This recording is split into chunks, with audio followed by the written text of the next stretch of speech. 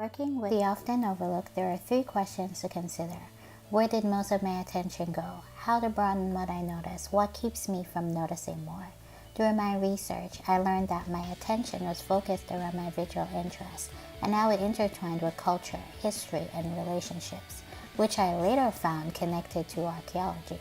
Archaeology studies human activity through the recovery and analysis of materials from their culture. The videos express the world through a simple yet complex meanings lens, and that also represented culture. For instance, the baskets evoked the curiosity of whether it was handmade or industrial. Even my niece's gesture towards her mother connected to the norms of culture in some way. So, what will I need to do differently to broaden my noticing?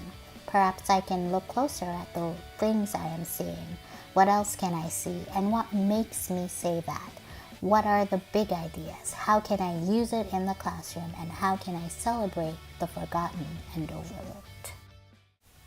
According to Danielle Pink, people should know how to link apparently unconnected elements to create something new. This idea is what my chart aimed to portray. The three additional videos represented in my new charts are places, connections to themes, or visual links, and the left brain versus right brain thinking. These charts have transformed my culturally motivated thinking to a more art-directed thinking that evokes imagination, intuition, interpretation, creativity, logical thinking, and visual literacy.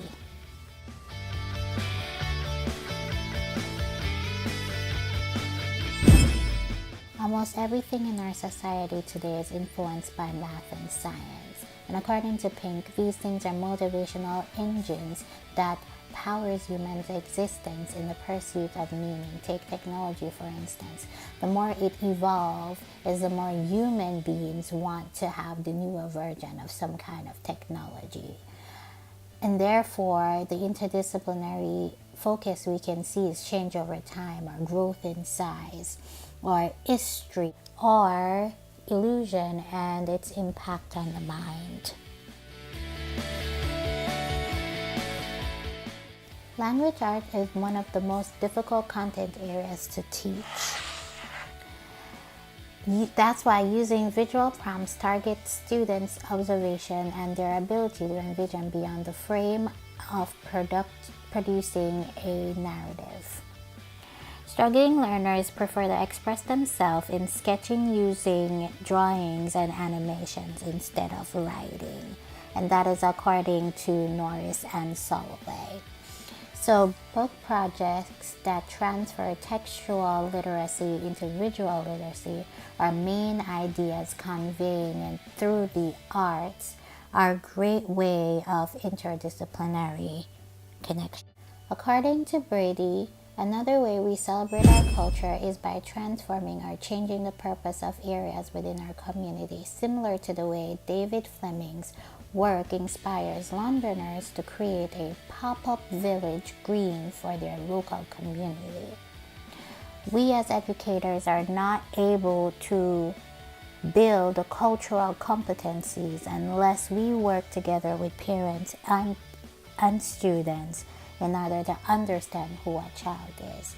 Therefore, we enforce social cultural knowledge activities that promote students' interest and challenge the status quo, that promotes diversity and cultural influences through all aspects. Videos connect to multiple content areas. One of my favorite ones is the recreation of a small space, which I think it's math, science, and language arts. My original thinking was, why is it here? What does it represent? What's the story behind it? I considered it language arts because it evokes some kind of story about a tragedy. It's also social studies because it seems to connect to natural disaster history, geographic location. It's also math and science because it's a replica of something and it took a lot of mathematical logical thinking to recreate that space. To conclude, lessons such as visual art integration can be utilized in my classroom to teach my students empathy, true purpose of design, and activation of their art-directed thinking. Sometimes if we do not allow our unconscious to work, we tend to miss out on the artistic and emotional beauty around us. Small differences can have large effects. Elliot Eisner.